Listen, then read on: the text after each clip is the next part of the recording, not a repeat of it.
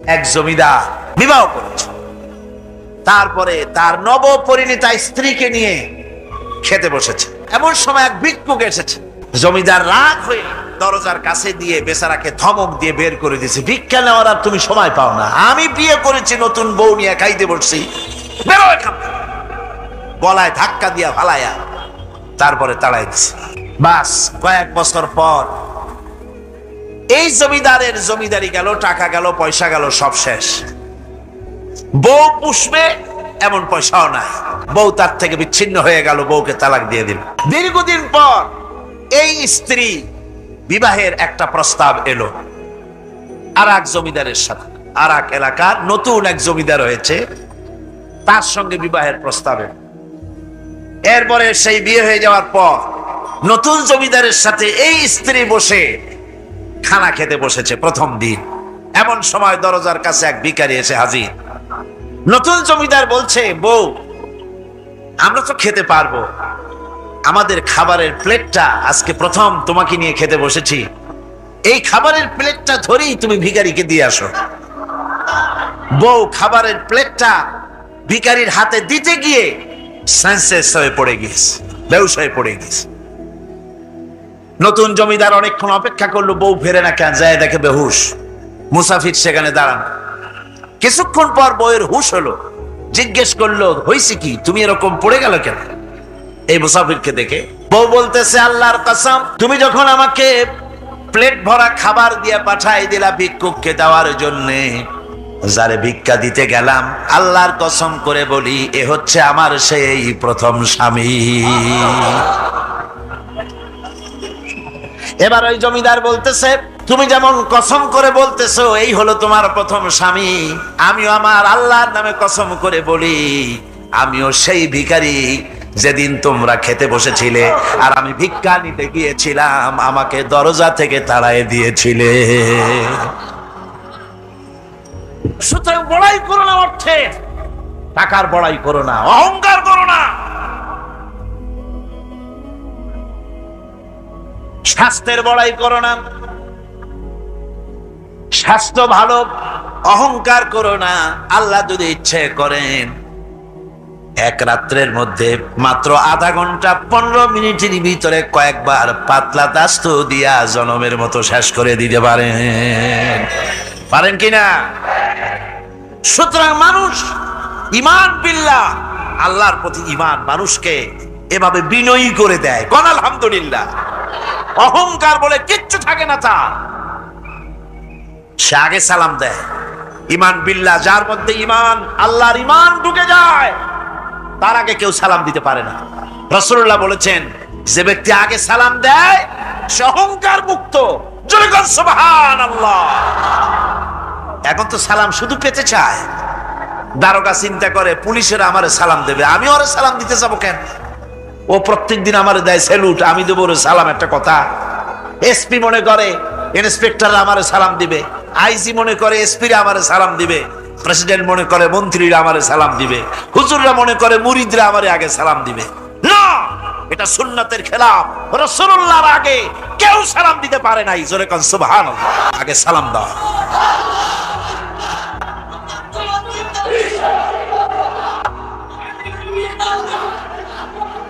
এই সালামের প্রচলন, এই সালামের প্রচলন মুসলমানদের মধ্যে বেশি বেশি হওয়া উচিত।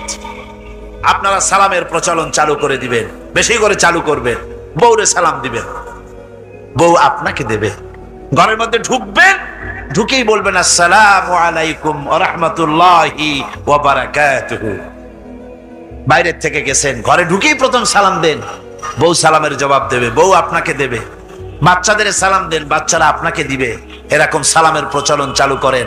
রাসূলুল্লাহ বলেছেন, মানে একটা গাছের আড়ালে এই সালাম হলো, লোকটা গাছের আড়ালে চলে গেছে, আবার দেখা হয়েছে, আবার সালাম দেয়। এখন এই সালাম কমে গেছে, এখন সালামের পরিবর্তে অনেক কিছু হয়েছে। সালাম দেয়, তার জবাবও দেয় না। যদি বলে কেউ, গরিব মানুষ সালাম দিয়েছে বড় লোক করে, আসসালামু আলাইকুম, ওয়ালাইকুম আসসালাম বলতে চায় না, একটু মাথা নাড়ে। তারপর জিজ্ঞেস করে, স্যার কেমন আছেন? এই যাচ্ছে, কেটে যাচ্ছে। কি কেটে যাচ্ছে? তোমার কল্লা। আলহামদুলিল্লাহ বলতে পারো না? অধিকাংশ ক্ষেত্রে যদি জিজ্ঞেস করেন কেমন আছেন, এই যাচ্ছে, কেটে যাচ্ছে। আপনার যত অসুখ হোক আগে বলেন আলহামদুলিল্লাহ, তারপরে অসুখের কথা বলেন। আপনার যদি কোনো অসুবিধা থাকে আগে আলহামদুলিল্লাহ কন, তারপরে অসুখের কথা কন। হযরত সুফিয়ান সাউরি রাহমাতুল্লাহ আলাইহি আল্লাহর একজন জবরদস্ত ওলি ছিলেন। একবার তার সামনে এক মুরিদ এসেছে, মাথায় একটা বড় রুমাল খিসা বান্দা। জিজ্ঞেস করলেন, মিয়া তোমার এই মাথাটা এরকম বান্দা কেন? কয় যে হুজুর, মাথার যন্ত্রণায় অস্থির হয়ে গেছি, সেই জন্য মাথাটা বাঁধে রাখছে। এরকম ব্যথা কয়দিন হইছে? কয় যে না, সবসময় হয় না, বছরে 2-1 বার হইলেও পারে, না হইলেও পারে। বলে বছরে 2-1 বার মাথা ব্যথা হয়, সেই ব্যথাটা দড়ি দিয়া বান্ধা মানুষে দেখাইলা যে আমার ব্যথা হয়েছে, অসুবিধাটা দেখালে, আর যতদিন ভালো ছিলে ওইটার প্রমাণ স্বরূপ মাথায় কি বান্ধা মানুষকে দেখাইছো। সুতরাং শুকরিয়া আদায় করো সব সময়, আলহামদুলিল্লাহ আলা কুল্লি হাল। সব অবস্থায় আমি ভালো আছি, আমার থেকে আরো অনেক খারাপ আছে। সুতরাং সালামের প্রচলন তারাই করে বেশি যারা বিনয়ী হয়। অহংকার যাদের মধ্যে জায়গা পায় না। অহংকার পাবে কি করে? বান্দা কোরআন থেকে জেনেছে, ওয়াল্লাহুল গানিয়্যু ওয়া আনতুমুল ফুকারা। আল্লাহ রাব্বুল আলামিন বলেন, তোমরা হলে সবাই ফকির, তোমরা হলে সব মুখাপেক্ষী, আর একমাত্র আল্লাহ রাব্বুল আলামিন বেনিয়াজ। আল্লাহই শুধু বেনিয়াজ, আর সব কি মুখাপেক্ষী। কার কাছে? আল্লাহর কাছে। এই জন্য বিনয়ী হতে হবে। যে জমিনটা বাস করি, জমিনটা কার? চিল্লায় কোন কার? লিল্লাহি মা ফিস সামাওয়াতি ওয়া মা ফিল আরদ। আকাশ ও তার, জমিনও। এই কথা যদি জানা থাকে, বিশ্বাস থাকে, তাহলে সেই ব্যক্তি অহংকার করতে পারে না, সে বিনয়ী হয়। ইমান বিল্লাহ তাকে বিনয়ী বানায় দেয়। আর বিনয়ী মানুষ, নিরহংকার মানুষই আল্লাহর কাছে বেশি পছন্দ। এই ইমান তার ভিতরে এই কথা জাগ্রত করে দেয়। আমি যদি একটা গাড়ির মালিক হয়ে থাকি, আমি যদি একটা বাড়ির মালিক হয়ে থাকি, আমি যদি স্ত্রী পুত্র সন্তান পেয়ে থাকি, আমি যদি মন্ত্রী হয়ে থাকি, আমি যদি কিছু পেয়ে থাকি, আমার হাতের কামাই দ্বারা পাই নাই। আল্লাহ শিখাই দিচ্ছেন, ওয়ামা বিকুম বিনি'মাতিন ফামিনাল্লাহ। যত নেয়ামত তোমরা পেয়েছো সব আল্লাহ রাব্বুল আলামিন দিয়েছেন। জোরে বলেন সুবহানাল্লাহ। দাতাকে ভুলে যেও না, আল্লাহর কাছে বিনয়ী হও। সমস্ত নেয়ামত একমাত্র তিনি দিয়েছেন। ঈমান বিল্লাহর দ্বারা মানুষের এই গুণ সৃষ্টি হয়, এই উপকার হয় মানুষের, যে সে বিনয়ী হয়ে যায়। আল্লাহ পাক কোরআনে কারীমের মধ্যে আরো বলেন, ওয়ালা তামশি ফিল আরদি মারহান ইন্নাকা লান তাখরিকাল আরদা ওয়ালান তাবলুগাল জিবালা তুলা। ওয়ালা তামশি ফিল আরদি মারহান, আমার এই জমিনের উপরে অহংকার করে হেঁটো না। আল্লাহ পাক নিষেধ করেছেন, জমিনের উপরে অহংকার করে হেঁটো না। এই জমিনের উপরে অহংকার করে হাঁটতে গিয়া তুমি পদাঘাত করে আমার জমিনটারে ফাটাই দিতে পারবা না। আবার অহংকার করে লাভ দিয়া আমার পাহাড়টার উচ্চতাও ছাড়াই যেতে পারবে না। যখন তুমি পাহাড়ের উচ্চতা ছাড়াতে পারবে না, যখন জমিনটারে লাথি মেরে ফাটাই দিতে পারবে না, তখন আবার অহংকারটা কিসের? কিসের অহংকার? নিজের দিকে তাকাও, তোমারে আমি বানাইছি কি দিয়া? তোমার পেটের মধ্যে কি? তোমার শরীরের মধ্যে কি? মলমূত্র দিয়ে পেটটা ভরা, আর দুনিয়ায় এসেছো এক ফোঁটা নাপাক পানি দিয়ে। যে নাপাক পানি ফোঁটা শরীর থেকে বেরিয়ে গেলে পরে গোসল ওয়াজিব হয়ে যায়, ফরজ হয়ে যায়। এমন একটা নাপাক পানি যার জন্মের উৎস, তার তো অহংকার করা শোভা পায় না। অহংকার করবেন কেবলমাত্র কে? কুদসির ভিতরে এসেছে, আল্লাহ পাক বলেছেন, অহংকার হচ্ছে আমার ইজার, অহংকার হচ্ছে আমার চাদর। যে ব্যক্তি অহংকার করে সেজন্য আমি আল্লাহর চাদর নিয়ে টানাটানি করে। জোরে কর নাউজুবিল্লাহ, চিল্লায় কর নাউজুবিল্লাহ।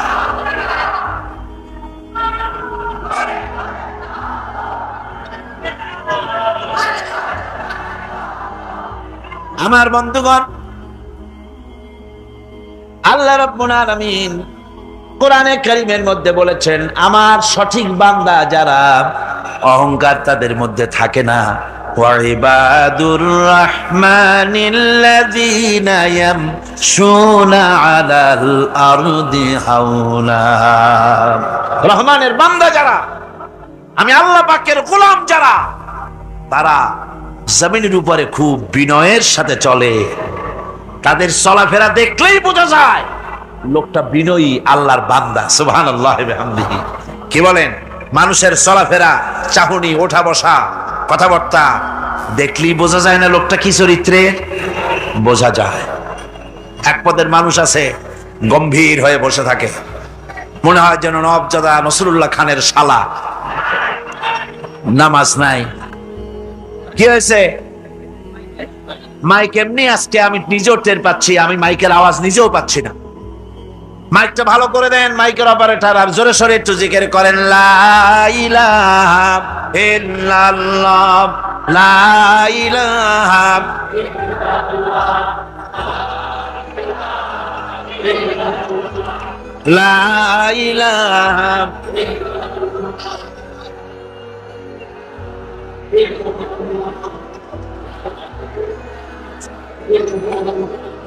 বসেন, বসুন। লা ইলাহা ইল্লাল্লাহ, লা ইলাহা।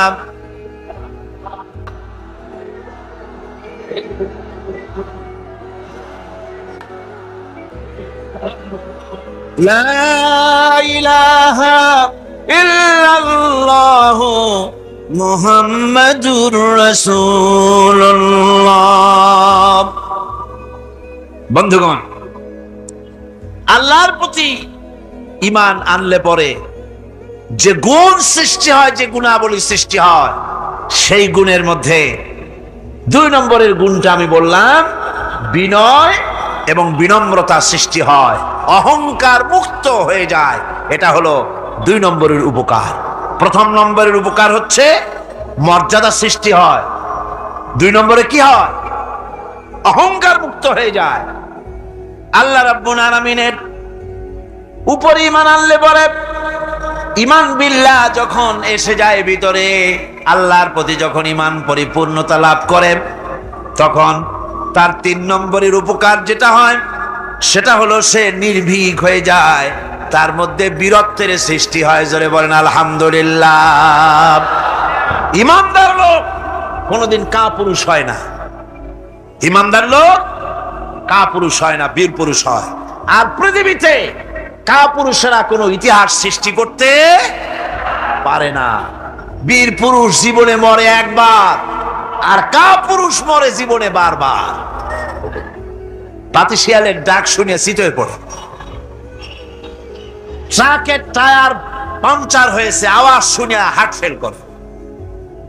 এই হলো যারা নাকি ঈমানের দিক থেকে দুর্বল, তাদের এই অবস্থা। আর ঈমানদার যারা, তারা বোমার আওয়াজ শুনে পালায় না, বরং আহত সিংহের মতো আওয়াজ যেদিকে হয়েছে সেদিকে ছোটে গিয়ে দেখে তার কোনো ভাই আহত হয়েছে কিনা। এটা হলো ঈমান বিল্লাহর 3য় গুণ, 3য় উপকার। আল্লাহর প্রতি ঈমান আনলে পরে মানুষ নির্ভীক হয়ে যায়। মানুষের সবচাইতে ভয়টা কি কন্ত বলতে পারেন? সবচাইতে বড় ভয় কিসের? মৌতের। অবশ্য কেউ কেউ বড় ভয় বউকেও মনে করে যে বউ হলো সবচাইতে বড় ভয়ের জিনিস। স্ত্রীকে অনেকে মৌতের চাইতেও ভয় মনে করে। وآتى المال على حبه ذوي القربى واليتامى والمساكين وابن السبيل والسائلين وفي الرقاب وأقام الصلاة وآتى الزكاة والموفون بعهدهم إذا عاهدوا والصابرين في البأساء والضراء وحين البأس أولئك الذين صدقوا وأولئك هم المتقون। মুত্তাকুন। আল্লাহ পাকের প্রেমে উদ্বুদ্ধ হয়ে যারা নিজের প্রাণ প্রিয় সম্পদকে, ধনকে, সম্পদকে যারা এতিম, মিসকিন, নিকটবর্তী আত্মীয় স্বজন, প্রবাসী, পথচারী, সাইল, কৃতদাসের মুক্তির জন্যে যারা দান করে, প্রিয় ধন সম্পদ যারা আল্লাহর রাস্তায় এভাবে দান করে দেয়, নামাজকে প্রতিষ্ঠা করে, যাকাতকে আদায় করে, ওয়াদাকে পালন করে, আর বিপদ ও মুসিবতে ধৈর্য ধারণ করে, এরাই হচ্ছে সত্যাশ্রিত, এরাই হচ্ছে তাদের দাবিতে সত্যবাদী, ইমানের দাবিতে এরা হচ্ছে সত্যবাদী, আর এরাই হচ্ছে মুত্তাকি। আল্লাহ পাকের মহব্বতে উদ্বুদ্ধ হয়ে যারা এতিম এবং মিসকিনকে যারা দান করে, আত্মীয় স্বজন, গরিব আত্মীয় স্বজন, অসহায়, প্রতিবেশী, পথচারী, এদের জন্য যারা সাহায্য করে। ইসলাম তো শুধু নামাজ রোজার কথাই বলেনি, ইসলাম মানুষের জীবনের সকল দুঃখ দুর্দশার দিকে লক্ষ্য রেখেছে। যারা বোঝে না তারা ইসলামকে শুধুমাত্র একটি ধর্ম মনে করে, আর ইসলামের যে অর্থনীতি আছে, সমাজনীতি আছে, এটা তারা বুঝতে পারে না। মাছের যেমন পচন ক্রিয়া শুরু হয় তার মাথা থেকে, সমাজের পচন শুরু হয় তেমন রাজনৈতিক নেতৃবৃন্দ, সমাজ নেতৃবৃন্দ এবং এক শ্রেণীর বুদ্ধিজীবীদের মাথা থেকে, তাদের থেকেই সমাজে পচন ক্রিয়া শুরু হয়ে যায়। এই শ্রেণীর লোকদের দাবি হলো ধর্ম আর অর্থনীতি সম্পূর্ণ দুই প্রান্তিক দিকে বাস করে। ধর্ম এক জিনিস আর অর্থনীতি হচ্ছে আর এক জিনিস, রাজনীতি হচ্ছে ভিন্ন জিনিস। তারা জানে না যে ইসলাম হচ্ছে পূর্ণাঙ্গ জীবন বিধান। আল্লাহ পাক বলছেন এই কোরআনকে যারা অনুসরণ করবে তাদের তো খাওয়া পড়ার অভাব হওয়ার কথা না। কোরআনে কারিমে আল্লাহ রাব্বুল আলামিন বলেন, ফামান তাবিআ হুদায়া ফালা খাউফুন আলাইহিম ওয়ালা হুম ইয়াহজানুন। আল্লাহ পাক বলেন এই কোরআনের অনুসরণ যারা করবে, এই কোরআনের আইন যারা মেনে চলবে, কোরআনকে মেনে যারা চলবে, এর শাসন যারা মেনে চলবে, ফালা খাউফুন আলাইহিম, ওদের জন্য কোনো ভয় নাই, ওয়ালা হুম ইয়াহজানুন, ওদের জন্য কোনো চিন্তাও নাই। কিসের ভয় নাই? যেই সমাজে কোরআনের আইন চালু হয়ে যাবে, ওই সমাজের ভিতরে চুরির ভয়, ডাকাতির ভয়, জেনার ভয়, হত্যার ভয়, ধর্ষণের ভয়, লাঞ্ছনার ভয়, গঞ্জনার ভয়, কোনো ভয় থাকবে না। ওয়ালা হুম ইয়াহজানুন, ওই সমাজের মানুষের মনে কোনো চিন্তাও থাকবে না। কিসের চিন্তা থাকবে না? যেই সমাজে কোরআন চালু হয়ে যাবে, কোরআনের আইন দিয়ে সমাজ পরিচালিত হবে, ওই সমাজের মানুষের খাওয়া পড়া, শিক্ষা, চিকিৎসা, বাসস্থানের কোনো চিন্তা থাকবে না। ইসলামী সমাজ তার গ্যারান্টি দেবে। জোরে বলেন সুবহানাল্লাহ, জোরে বলেন আলহামদুলিল্লাহ। এটা আল্লাহ পাকের ওয়াদা। কার ওয়াদা? জোরে কম তো। আল্লাহ পাক, ফামান তাবিআ হুদায়া ফালা খাউফুন আলাইহিম ওয়ালা হুম ইয়াহজানুন, আল্লাহ পাকের ওয়াদা। কিন্তু দুর্ভাগ্য আমাদের, আল্লাহর ওয়াদা বিশ্বাস হয় না। ওই যে প্রথম দিন বলেছিলাম যে ওয়াদার মৌসুম এসে গেছে, ওয়াদার এক বিরাট মৌসুম এসে গেছে। এখন থেকে যত জনসভা হবে শুনতে পারবেন শুধু ওয়াদা আর ওয়াদা। এই সব ওয়াদাগুলি মানুষেরা বিশ্বাস করে, কিন্তু আল্লাহ পাকের ওয়াদা মুসলমান হওয়া সত্ত্বেও মগজে ঢোকে না, মনের মধ্যে বিশ্বাস স্থাপন করতে পারে না। আল্লাহ পাক বলছেন কোরআনকে মানো, কোরআনকে মেনে চলো, তাহলে সমাজ সুন্দর হবে, ভয় থাকবে না, চিন্তা থাকবে না। এই পৃথিবীতে প্রথম দিন থেকেই পৃথিবীতে দুইটা শ্রেণী চলে এসেছে। এই পৃথিবীতে একটা হচ্ছে ধনী আর একটা হচ্ছে দরিদ্র। ধনী আর গরিব আবহমান কাল থেকে এই দুই শ্রেণী চলে আসছে। আদিকাল থেকেই মানুষ এই দুই শ্রেণীর ভিতরে সমতা সৃষ্টির জন্য প্রচেষ্টা চালিয়েছে। দার্শনিকরা চালিয়েছে, বিজ্ঞানীরা চালিয়েছে, এবং এক একজন এক এক ধরনের মতবাদ দিয়ে এই দুই প্রান্তিক অবস্থা থেকে একই সমান্তরালে আনার জন্য চেষ্টা আর কম করেনি। সমাজতন্ত্র পৃথিবীকে কিচ্ছু দিতে না পেরে নিজের দেশেই আত্মহত্যা করলো। এরপরে আবার বাঁচার জন্য মুক্তবাজার অর্থনীতির নামে সমাজতন্ত্রীরা আবার সেই পুঁজিবাদের দিকে অগ্রসর হওয়ার চেষ্টা চালাচ্ছে। পৃথিবী সাক্ষী, দুনিয়া সাক্ষী, মানুষের তৈরি করা মতবাদ দিয়া পৃথিবীতে কোথাও স্থায়ী কোনো শান্তি আসে নাই। এ কথাটা কি মিথ্যা না সত্য? এ কথা মিথ্যা না সত্য? সুতরাং এই পৃথিবীর বুকে না সমাজবাদ দিয়ে শান্তি হবে, না পুঁজিবাদ দিয়ে শান্তি হবে। পৃথিবীর বুকে শান্তি হতে পারে কেবলমাত্র নবীদের পরিকল্পনার মাধ্যমে। কারণ দার্শনিক বিজ্ঞানীরা যা বলেছেন, পরিকল্পনা দিয়েছেন, সব তাদের মন মস্তিষ্ক প্রসূত। আর আম্বিয়া আলাইহিমুস সালাম যে পরিকল্পনা দিয়েছেন, সব আল্লাহ রাব্বুল আলামিনের দেওয়া। নবীদের পরিকল্পনা কার? আল্লাহ রাব্বুল আলামিন তাদেরকে পরিকল্পনা দিয়েছেন।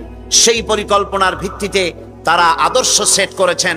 মানুষের মধ্য থেকে দুঃখ, দুর্দশা, দারিদ্র, ক্ষুধা সব দূরীভূত হয়েছে। মানুষ সুখ পেয়েছে, সমৃদ্ধ পেয়েছে। ওই হাদিস আপনাদের সামনে আরো বলেছি, অনেক ওলামারা বলেছেন, আপনাদের আবার স্মরণ করিয়ে দিচ্ছি। সেই যে হযরতে খাব্বাব রাদিয়াল্লাহু তাআলা আনহু রাসূল করিম সাল্লাল্লাহু আলাইহি ওয়াসাল্লামের খেদমতে গিয়ে বলেছিলেন যে আলা তাস্তানসিরু লানা আলা তাদউ লানা, হে রাসূল আপনি কি আমাদের জন্য দোয়া করবেন না? আমরা তো না খেয়ে মরে গেলাম, আমরা তো ক্ষুধার জ্বালায় মরে গেলাম, আমরা তো মার খেতে খেতে শেষ হয়ে গেলাম, আপনি কি আল্লাহর কাছে আমাদের জন্য দোয়া করবেন না? আল্লাহর নবী কাবা শরীফের ছায়ায় আরাম ফরমাচ্ছিলেন। হযরতে খাব্বাবের কথা শুনে আল্লাহর নবী উঠে বসলেন আর তিনি বললেন, ও সাহাবী খাব্বাব শোনো, তোমাদের আগে এই জমিনে যারা দ্বীনের দাওয়াত দিতে এসেছিলেন তাদেরকে সমাজ শক্তি, রাষ্ট্র শক্তি তাদেরকে ধরত। ফায়ুহফারু লাহু ফিল আরদ, এরপরে তার জন্য জমিনে গর্ত খনন করা হতো, কবর খনন করা হতো। ফায়ুজআলু ফিহা, এরপরে সেই কবরের ভিতরে তাকে কোমর পর্যন্ত গেড়ে দিত। সুম্মা ইউতা বিল মানশার, এরপরে করাত আনা হতো। ফায়ুদাউ আলা রাসিহি, এরপরে তার মাথার উপরে সে করাত রাখা হতো। ফায়ুজআলু নিসফাইন, এরপরে করাত চালায়া জীবিত মানুষটাকে চিরে দ্বিখণ্ডিত করে ফেলে দিত। মা ইয়াসুদ্দুহু যালিকা আন দীনি, এত কষ্ট দেওয়ার পরেও, এত নির্যাতন দেওয়ার পরেও সেই যুগের দ্বীনের একজন দায়ীকেও তারা এক চুলো দ্বীন থেকে সরাই দিতে পারে নাই। ও খাব্বাব শোনো, ওয়াল্লাহি লা ইউতাম্মান্নাল্লাহু হাযাল আমরা হাত্তা ইয়াসিরার রাকিবু মিন সানা ইলা হাদারামাউত। ও খাব্বাব শোনো, আমি আল্লাহর নামে কসম করছি, আমি আল্লাহর নামে শপথ করছি, ইয়েমেনের রাজধানী সানা থেকে শুরু করে এই হাজারাবাদ পর্যন্ত লোকেরা যাতায়াত করবে, নারী চলবে, সদাগররা চলবে, টাকা নিয়ে চলবে, যৌবন নিয়ে চলবে, মানুষেরা চলাফেরা করবে, দিনেও যাবে রাতেও যাবে। লা ইয়াখাফু ইল্লাল্লাহ, ওই মানুষগুলির মনের মধ্যে আল্লাহ রাব্বুল আলামিনের ভয় ছাড়া কোনো ভয় থাকবে না। জোরে কোন সুবহানাল্লাহ। ওয়ালাকিন্নাকুম তাস্তাজিলুন, বরং তোমরা বড্ড তাড়াহুড়ো করছো। অপেক্ষা করো, তাড়াহুড়ো করো না, অপেক্ষা করো। এরকম সমাজ আসবে, চুরি, ডাকাতি, জেনা, ব্যভিচার, হত্যা, ধর্ষণ, ক্ষুধা, দারিদ্র কিচ্ছু থাকবে না। একটি সুন্দর সোনার সমাজ তৈরি হয়ে যাবে। রাসূল করিম সাল্লাল্লাহু আলাইহি ওয়াসাল্লাম মুসলমান মানুষ যখন ইসলাম কবুল করতে লাগলো, তাদেরকে ইসলাম গ্রহণের আহ্বান জানিয়ে তাদেরকে যে কথাটা তিনি বলতেন সেটা ছিল, ইয়া আইয়ুহান নাস কুলু লা ইলাহা ইল্লাল্লাহ তুফলিহু। এটা হলো রাসূলের কথা। আল্লাহর নবী বলতেন, মানব সকল কল্যাণ যদি পেতে চাও, মুক্তি যদি পেতে চাও, বাঁচতে যদি চাও, যদি শোষণ বঞ্চনা থেকে যদি মুক্তি পেতে চাও, তাহলে পড়ো লা ইলাহা ইল্লাল্লাহ। জোরে পড়েন লা ইলাহা ইল্লাল্লাহ, লা ইলাহা, লা ইলাহা,